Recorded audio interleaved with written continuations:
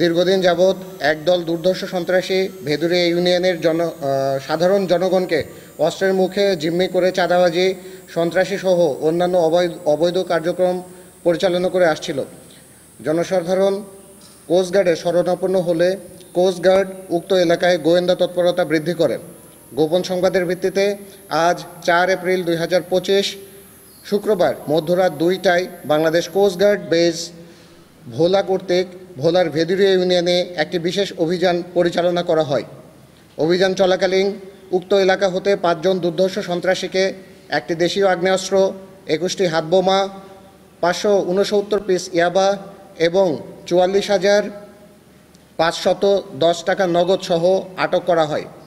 আটককৃত ব্যক্তিদের নামে থানায় একাধিক মামলা রয়েছে বলে জানা যায়। সকল আলামত সহ আটককৃত সন্ত্রাসীদের পরবর্তীত আইনানুগ ব্যবস্থা গ্রহণের কার্যক্রম প্রক্রিয়াধীন রয়েছে।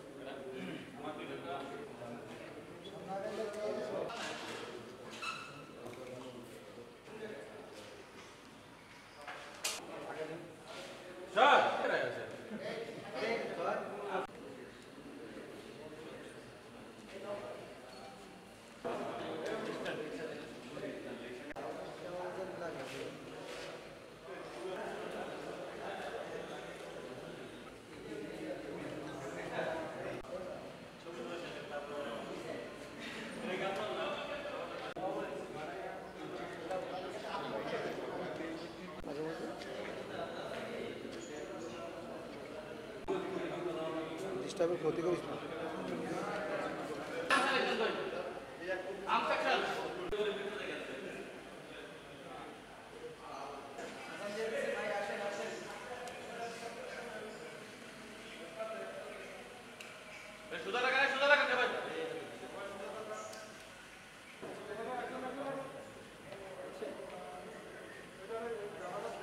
ঠিক আছে